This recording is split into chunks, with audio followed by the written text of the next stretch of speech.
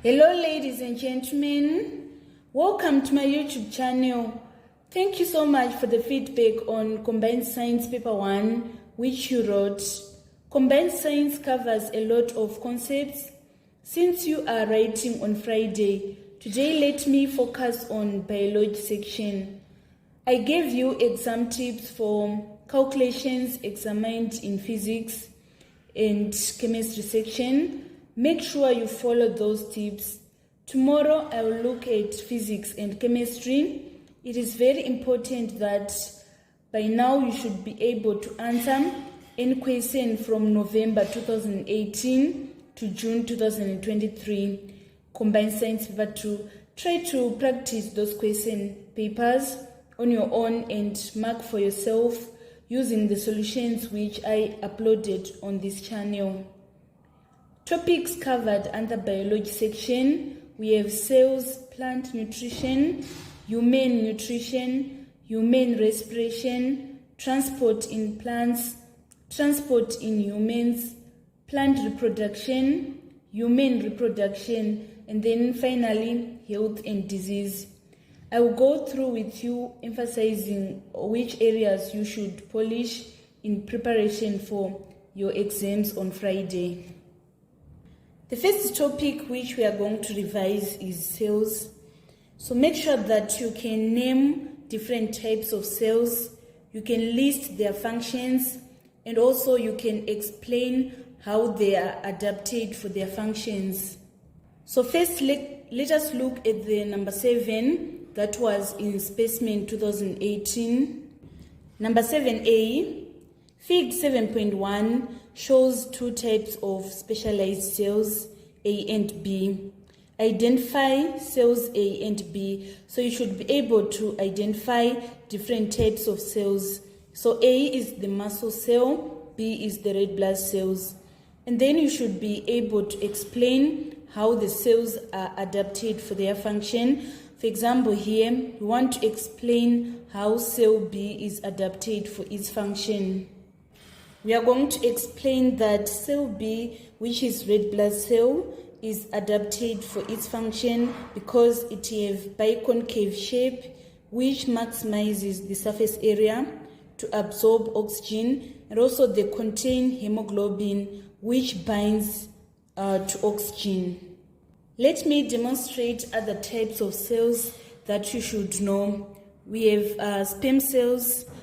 We have already discussed on red blood cells, and then on white blood cells we have lymphocytes and the phagocytes. So you should know their function. The phagocytes are the ones that are used for engulfing the bacteria, and then the lymphocytes are the ones that are used in the production of antibodies. I'm going to also explain on cells using the November 2022 question number 1. So this is how they can ask you again on cells. They give you a diagram. You should know the difference between an animal cell and a plant cell. And then you should also be able to label the organelles that are found in those cells. For example, here we are having this chloroplast, and then the part labeled X is known as vacuole. So you should be able to label the organelles that are inside the specialized cells. So in this question, candidates were required to identify the cell. It is a palisade cell, and then they were supposed to state the functions performed by the cell that is shown in Fig 1.1. Palisade cells are the major site of photosynthesis since they contain large amounts of chloroplasts. So make sure that you understand the meaning of specialized cell. When we are saying specialized cell, we mean those cells that have components that allow them to complete a specific purpose. Examples of specialized cells in plants, we have the root hair cells, the palisade cells, xylem cells, and also phloem cells. You should be able to know all those cells. Can you see, guys, also they are asking, give one function of gut cells. So you should know the functions of the cells. For example, the gut cells, they control the opening and closing of the stomata. And then you should be able to explain how the cells are adapted for their function. For example, the gut cells, they are able to change their shape. When water enters them, they become caged, resulting in opening of the stomata. When water exits, they become flaccid, resulting in closing of the stomata. We are done with the cells. Let us move on to the second topic, which is plant nutrition. So in plant nutrition, make sure, guys, that you can now able to define photosynthesis. You can write the word equation for photosynthesis. You can explain how leaf is adapted for photosynthesis. And also you should be able to know the nutrients that are required by the plants. For example, they require nitrogen, they require potassium, they require phosphorus. So you should know what will happen to the plant if it is lacking nitrogen, if it is lacking potassium, what color changes is going to occur, and also if it is lacking phosphorus, what colors are going to be observed on the plant. So for the objective number 2, which is of plant nutrition, I'm going to use the question that was in June 2020, number 7. On number 7A, the question was requiring candidates to write a word equation for photosynthesis. So you should be able to write down the word equation for photosynthesis. We are saying carbon dioxide plus water, and then it is going to be converted to glucose plus oxygen. This is going to happen in the presence of chlorophyll, which is going to trap the sunlight energy. So you should make sure that when you are writing the word equation, you include all those factors. And then on 7B, state use of for each of the products of photosynthesis. So you should know that when photosynthesis occurs, we are going to have glucose and oxygen. Glucose is used to make cellulose, which is used to build cell walls, and then oxygen is used in the process of respiration by plants. And then on part C, explain how the leaf is adapted to maximize the rate of photosynthesis. You should know these characteristics. It has stomata that permits carbon dioxide to diffuse into the leaf and oxygen to diffuse out of the leaf. It is pegged with palisade cells that have chlorophyll that absorbs sunlight energy, and the leaf have large surface area for maximum light absorption. So make sure that you understand all these features of the leaf which make it adapted for photosynthesis. Let me explain on plant nutrition. You should know that if phosphorus is lacking, the leaves, they are going to turn purple, and then the lack of nitrogen causes the yellowing of older leaves. The lack of potassium causes the brown edges to look like almost bent like. We are done with the plant nutrition. Let us move on to animal nutrition. So guys, make sure that you understand the enzymes that are used in digestion, and you can explain what is digestion. You know the differences between mechanical digestion, which is the one that uses the teeth, and then you know the chemical digestion, which is the one that uses enzymes. You can be able to label the alimentary canal. You know the teeth types and their functions, and also you know about balanced diet and deficiency diseases. So first I'm going to use the question that was in November 2010. So the paper is a bit faint. This question was on number 1 in November 2010. It is reading, name 3 parts of the alimentary canal whose function is to digest food. So we have mouth, we have stomach, and also we have small intestines. Let us move on to part B. Fig 1.1 shows a representation of the human alimentary canal. Using the letter G, indicate on Fig 1.1 where fat digestion starts. So you should know that fat digestion, it starts in the duodenum. So this is known as esophagus. This is the stomach. And then this is the pancreas. This is known as liver. So this is the gallbladder. This is where we are going to store bile. And this is the bile duct. And this is a pancreatic duct. So duodenum is this part which is known as duodenum. So we need to place our letter G on duodenum. We are going to place it here. Let us move on to the next question. Fig 1.2 shows a fat molecule. The fat molecule is having glycerol and fat acids. We are supposed to complete the diagram to show 2 products formed from the digestion of the fat molecule. So when we digest fat molecule, we are going to have glycerol and fat acids. You should know the enzyme that is used.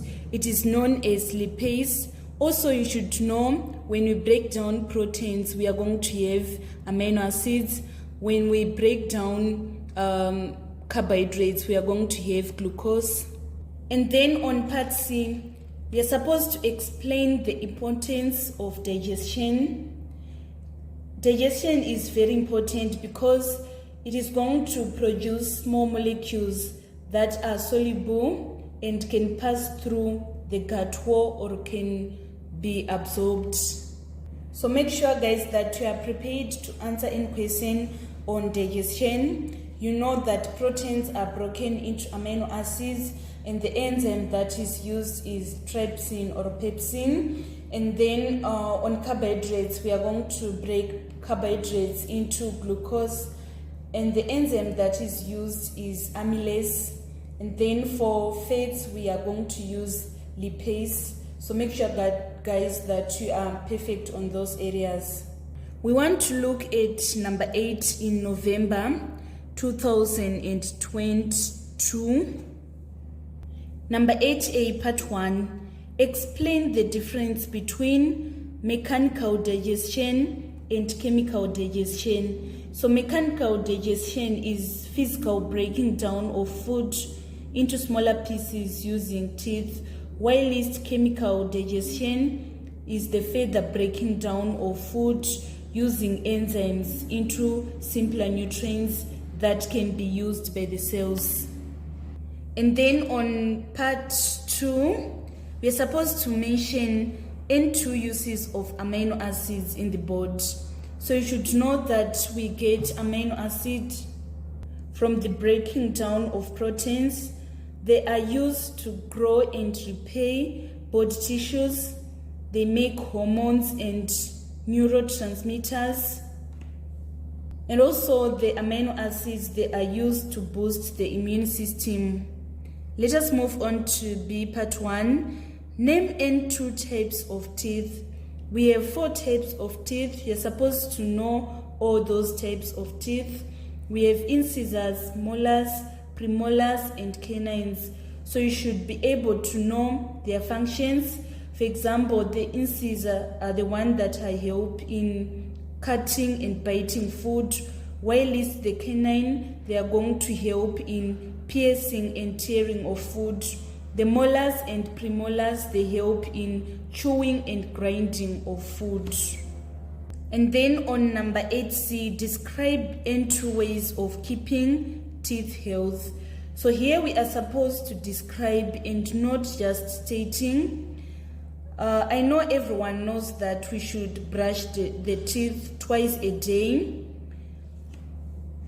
So you guys, you should not end here. You're supposed to explain why brushing will keep your teeth healthy. It do so by stimulating gums, which help them health and prevent gum diseases. And also you should visit your dentist frequently for a checkup and cleaning. It helps to have a better chance of catching any signs of any diseases, while they are still reversible. Let us look again on question number 8 that was in November 2020. Number 8A is reading, state any 2 components of a balanced diet and state 1 function for each. You should know all the 7 components of balanced diet. We have carbohydrates, proteins, fats, minerals, vitamins, fiber, and water. And then we are supposed to be able to state function of each and every component of balanced diet. So the carbohydrates, they are going to provide your body with energy. Proteins is used in building and repairing, maintaining body tissues. Fats, they are going to store energy, insulate us, and protect our vital organs. And then the minerals, they prevent diseases. Vitamins, they help the body grow and work the way it should do. Fibers, they normalize bowel movements, prevents constipation. And then water acts as transportation vehicle in the movement of medium for chemical reaction and temperature regulation. You should be able to define what is the deficiency diseases. If you are saying deficiency disease, these are diseases that occurs due to lack of nutrients over a long period of time. So you should know examples of deficiency diseases. For example, if the body is lacking vitamin C, it is going to develop scurvy. And then rickets, the results from the lack of vitamin D. Goiter results from the lack of iodine. Beriberi results from the lack of vitamin B. And then night blindness is due to lack of vitamin A. And then the shortage of iron in the body is going to result in anemia. And then kwashiorkor is result of the body lacking proteins. And then finally, on animal nutrition, we are going to look at number 9, that was in November 2021. Number 9A, define the term balanced diet. A balanced diet contains an adequate amount of all nutrients required by the body to grow, remain healthy, and be disease-free. Should be able to define balanced diet. And then state 1 function of fiber in the diet. We have already explained the function of the fiber. Fiber helps to prevent constipation by increasing stool weight and decreasing gut transit time. And then on 9A part 3, name any 2 sources of proteins for a person who does not eat meat. We are going to select eggs, peas, beans, soy products, peanut butter, powder. And then on part B, plan a meal for a manual worker's lunch, indicating the nutrients provided. So you should know that the diet should include a source of protein such as chicken, fish, or beans, because the proteins helps to repair and build muscles, which is essential for the physical demands of construction work. And also, the diet should be loaded with carbohydrates like sadza, brown rice, sweet potatoes that provide sustained energy throughout the day. And then also water is necessary for manual worker to stay hydrated. Meal should have vegetables and fruits which are packed with vitamins, mineral and antioxidants that support overall health. We are done with animal nutrition. Let us move on to transport in plants. In transport in plants, you should know about transpiration and also how plants are adapted to reduce water loss, the factors that increases transpiration, and also the transport in plants includes phloem and xylem, and also diffusion, osmosis, and active transport. We should also know about plasmolysis and turgidity. In order to revise the transport in plants, we are going to first look at November 2021. The question was on number 2B. It is reading, describe how plants are adapted to reduce water loss during transpiration. So we are going to say they have thick cuticle on leaves to lower transpiration rate, and also the leaves roll up on bright sun day in order to hide stomata inside, blocking direct contact of stomata with bright sun. Let us look again on the question that was on number 6 in June 2010. Number 6A, part 1, define transpiration. So transpiration is the loss of water through the leaves by evaporation. That is the definition of transpiration. And then on 6A, part 2, candidates were required to describe 2 functions of transpiration. So transpiration, it helps the upward movement of water and also the uptake of mineral salts. It also have a cooling effect on the plant. And then on 6B, explain why a maize crop wilts on a wind, dry sun day. So it means that the rate of transpiration is going to increase due to movement of air and also due to the low humidity. The rate of transpiration is going to increase again. And then Sunday means high temperature, which is going to increase transpiration so that the rate of transpiration is going to be faster than water uptake, causing the wilting of the maize crop. So make sure that you can explain all those things. You know the factors that increases the rate of transpiration. For example, the air movement, low humidity, and then high temperatures. And also you know the factors that decrease the rate of transpiration. For example, high humidity. Let us look again at June 2019, question number 8B. The question is reading, describe how plants are adapted to reduce water loss. The desert have spines, which means we're in shona, instead of leaves to decrease the surface area for transpiration. They have thick cuticle on leaves in order to lower transpiration rate. Leaves, they roll up on bright sun day to hide stomata inside, blocking direct contact of stomata with bright sun, reducing transpiration. There are certain leaves in which the stomata are found only on the lower surface of the leaves. The lower surface is not in direct contact with bright sun compared to upper surface of the leaf. So the rate of transpiration is going to be lower at lower surface of the leaves. Finally, we are going to look at November 2020, specimen paper number 9B. It is reading, define the term plasmolysis and turgidity. Plasmolysis is when plant cells loses water after being placed in hypertonic solution, which is a solution that has higher concentration of solutes than the cell does.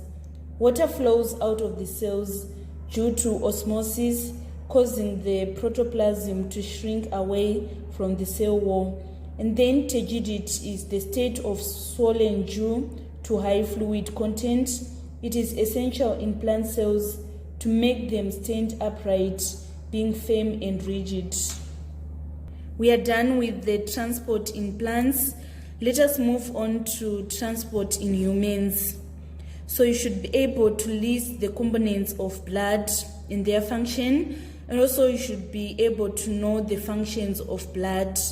You should be able to explain the double circulation and the differences between veins and arteries. So first I'm going to use number 6, that was in November 2010. Number 6A, Fig 5.1 represents part of the human circulatory system. Identify blood vessels P, Q, R, and S. So P is known as pulmonary vein. The role of pulmonary vein is to transport oxygenated blood from the lungs to the heart. And then Q is known as vena cava. This is the main vein that transports deoxygenated blood from the body tissues to the heart. R is known as aorta. This is the main artery that transports oxygenated blood from the heart to the body tissues. And then S is known as pulmonary artery. This is the artery that transports deoxygenated blood from the heart to the lungs.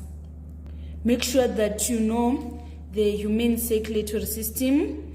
And then on 2, you're supposed to list 3 differences between blood vessels Q and R.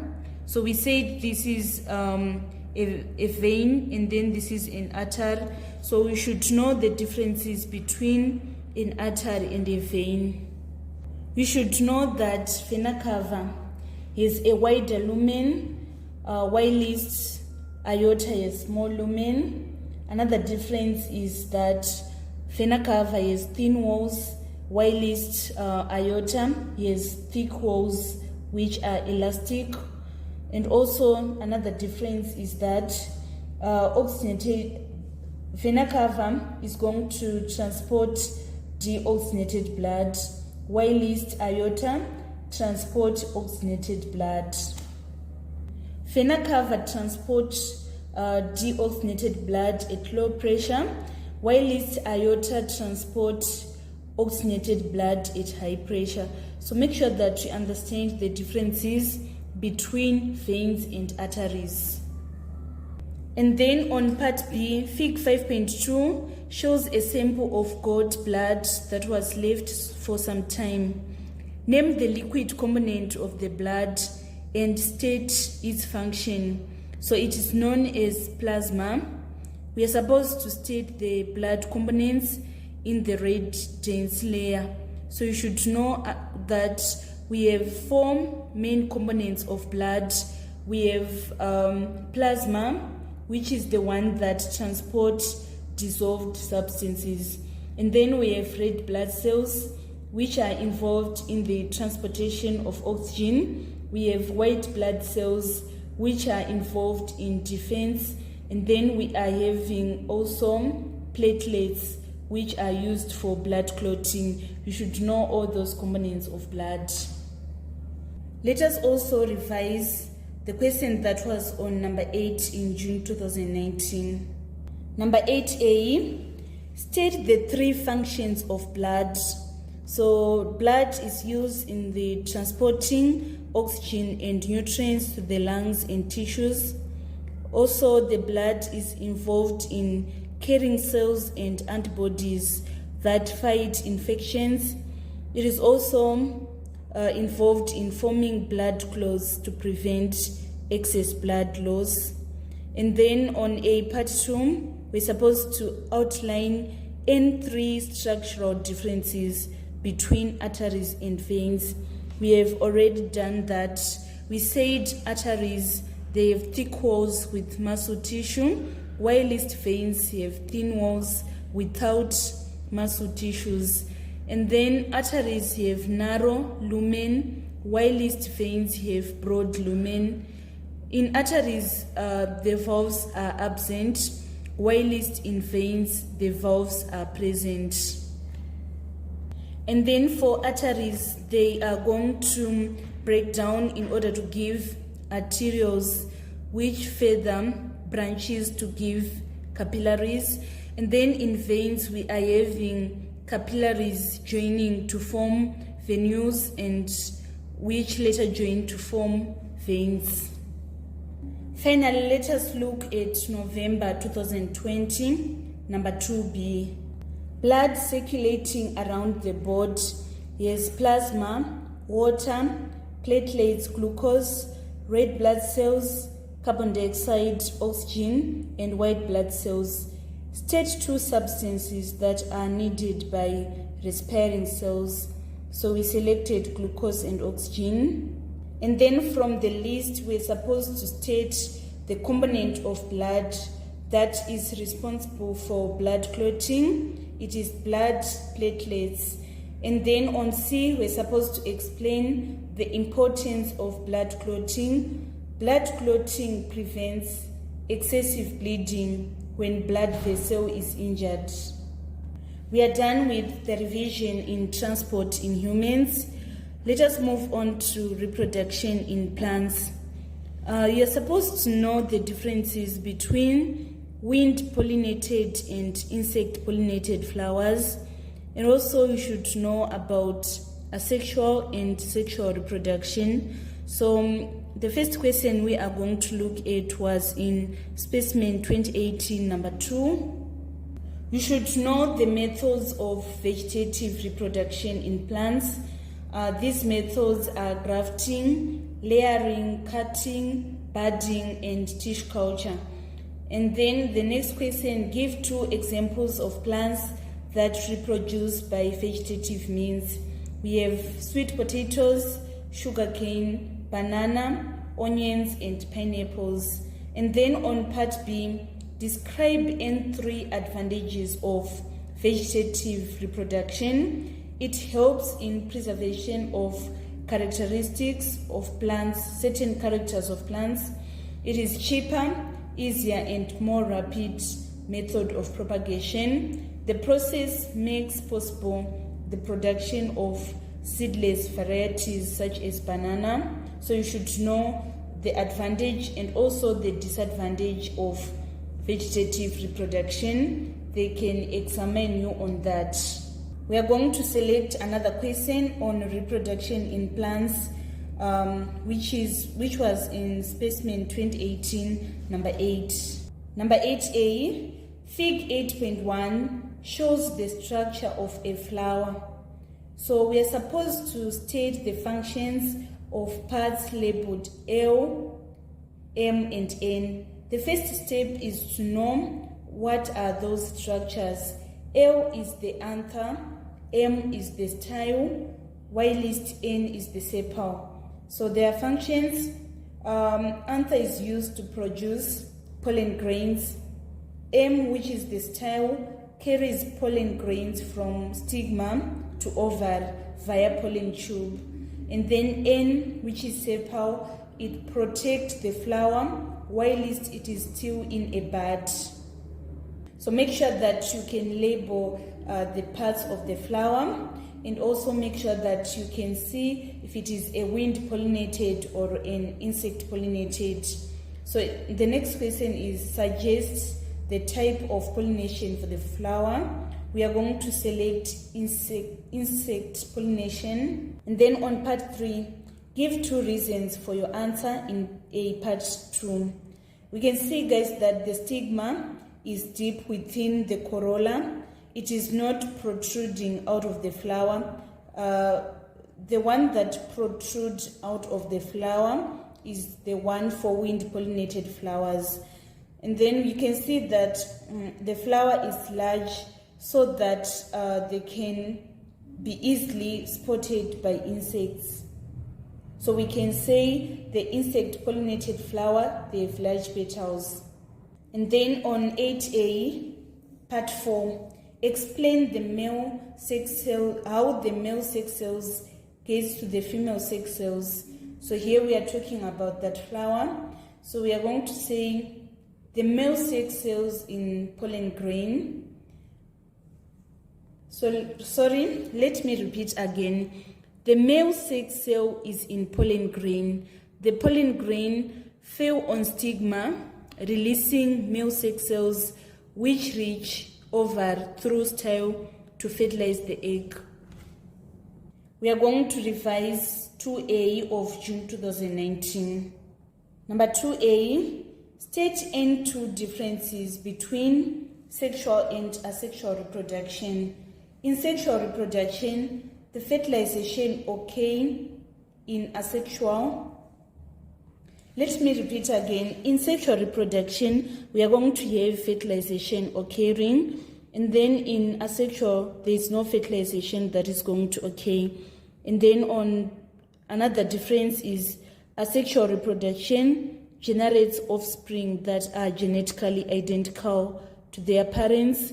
In sexual, offspring are unique. Lastly, we are going to revise number 9 that was in November 2022. Number 9A, part 1, define the term asexual reproduction. It is a mode of reproduction where offspring are produced by a single parent without the need of fertilization or the exchange of genetic material. And then on A, part 2, describe 4 advantages of asexual reproduction. Population increase rapidly when conditions are favorable. Asexual reproducing organisms spend fewer resources for the same reproductive output, meaning their population grow fast. It requires less energy and time because organisms that reproduce asexually don't have to spend time finding a mate or go through a gestation period. Offspring are identical to their parents, so none of the offspring will be less well adapted to their environment. Food is usually present in the vegetative structures, so there is a rapid development of buds into daughter plant cells. We are done with the reproduction in plants. In the reproduction in humans, you should be able to label and to know the functions of reproductive organs. You should know about the contraception, menstrual cycle, and fertilization and pregnancy. So I'm not going to repeat November 2021, number 8. You should look for it in the platform. And also I'm not going to repeat November 2022, number 2. Look for it in the platform. Let us revise June 2010, number 5. Number 5, Fig 3 shows a process which occurs in the body of a woman. Identify the process. It is known as fertilization. And then on part 2, we are supposed to describe the process. Fertilization is the fusion of male and female gametes in order to form a zygote. And then on part B, name one example of each kind of contraceptive listed below and explain how it works. So for the barrier methods, we are having male or female condoms, diaphragm, spermicides. They work by trapping or blocking the movement of sperm, or they kill the sperm, preventing fertilization. And then on natural methods, we are having the rhythm method and also the abstinence. Rhythm method is done in order to avoid sex during fertile phase of women's cycle, preventing fertilization. Make sure, guys, that you go through this question. Fig 8 shows a flow chart showing stages in the reproduction of humans. We are supposed to draw a label diagram of a sperm cell. And then on part B, we are supposed to state and explain 2 differences between a sperm and an ovum. And then on part C, we are supposed to describe the path followed by sperms from the testes to the oviduct. And then finally, to state when fertilization would occur if an ovum was released on the 6th of June. My phone is running out of power. We have no electricity in the office for the past 3 days. So I will just guide where you are supposed to read for the last topics. Next topic is the human respiration. So make sure that you understand the differences between anaerobic and aerobic respiration. You know the anaerobic respiration that occurs in yeast, that glucose is going to be broken down into ethanol and carbon dioxide. And then when it is anaerobic in muscle cells, we are going to have lactic acid being produced. And then if it is aerobic respiration, you should understand the weight equation for respiration, which is summarized as GOKWE. We say glucose plus oxygen in order to give us carbon dioxide plus water plus energy. You're supposed to be able to label respiratory organs, and then you should also know the adaptation of alveoli for gaseous exchange.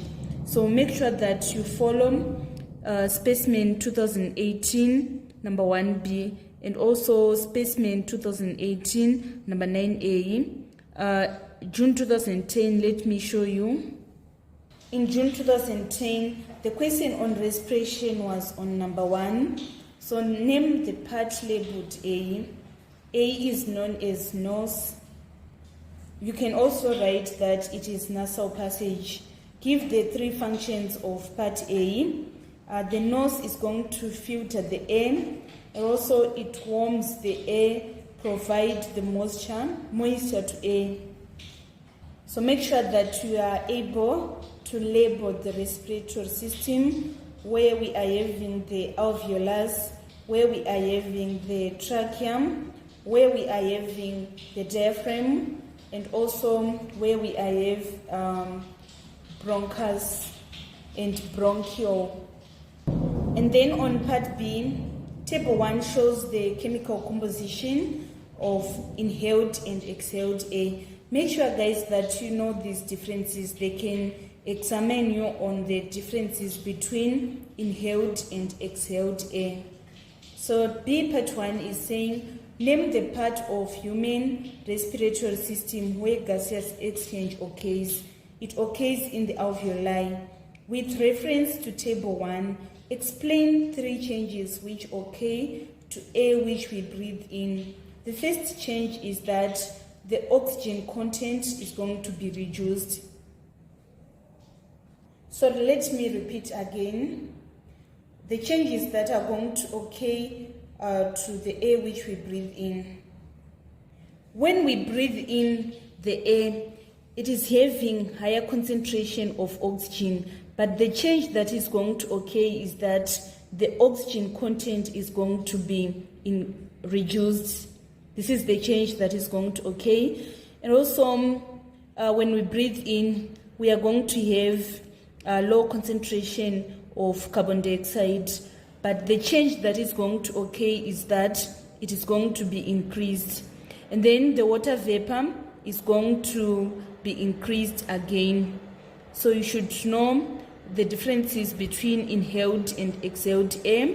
So here we are saying the changes that are going to occur, the oxygen content is going to be reduced, carbon dioxide content is going to be increased, and then water vapor is going to be increased again. And then you should be prepared to answer any question on health and diseases. You know about sexual transmitted diseases and their causes. For example, HIV. AIDS is caused by HIV virus, and also other types of sexual transmitted disease that we have. We have the gonorrhea, syphilis, chancroid.